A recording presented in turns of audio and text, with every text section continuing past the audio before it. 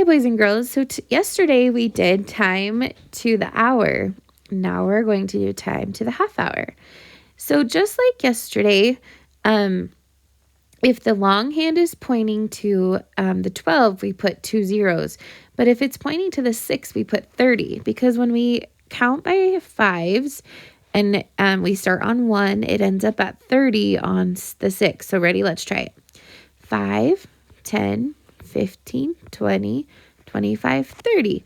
So if the minute hand is pointing to the 6, we're going to put 30. Now, when we look at the hour hand, if you can see this space in between here, it has gone past the 4, but it is not to the 5 yet. So because the hour hand has not made it to the 5, we still put 4. We can't put the 5 because it hasn't made it there yet. So look at these two right here. It's in between the 1 and the 2. So it's past the 1, but it's not to the 2 yet. So I'm going to put 130. Okay. Look at the next one. What two numbers is it in between? Good. And it has gone past the 8. Has it made it to 9? Nope. So I put 830. Okay. Now I have 2 and 3. What's going to be my number? It's 2 because it has not gotten to 3 yet. Okay. My next one, it's in between 10 and 11. So which one do I put? Good. We put 10 because it has not made it to the 11. Okay. Next we have 3 and 4. Which number do I put? Good. 3 and then 30 because it's on the 6. So now we need to draw the lines. So this one says 5:30. So I'm looking and I can see that it's going to be between the 5 and the 6. Oops.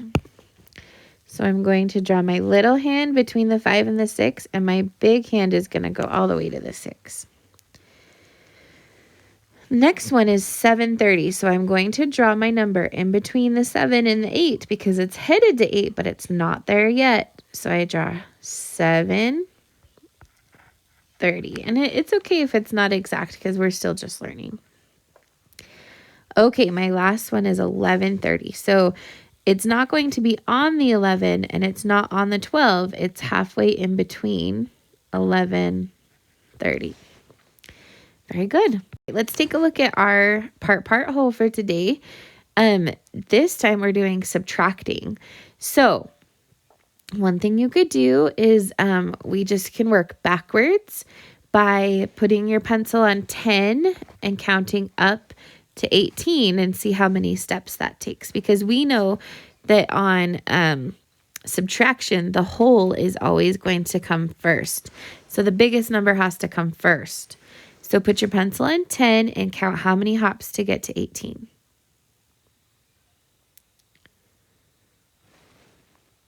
How many hops did it take?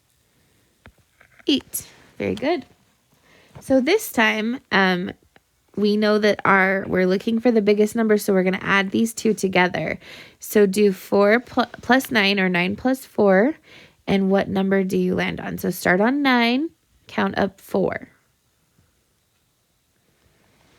What did you land on? Good, 13. Okay, next one. Do 8 plus 3.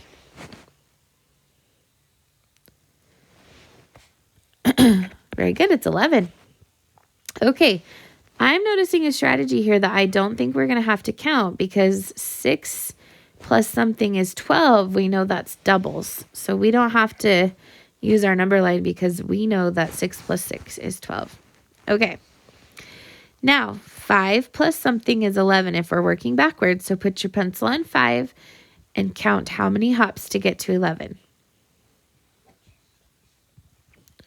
How many? 6. Very good. Okay, now do 8 and 2. We can recognize that those are 10 friends, so we don't have to add because we just know that the answer is going to be 10. Okay, now try 9 plus 5.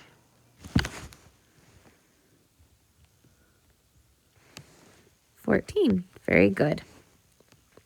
Okay, next one, put your pencil on 7 and count how many hops to get to 16.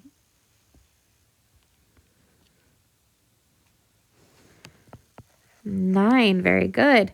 I want you to try the last 4 on your own and see if you're able to do it. And when you're finished, show your teacher and do what you need to do next.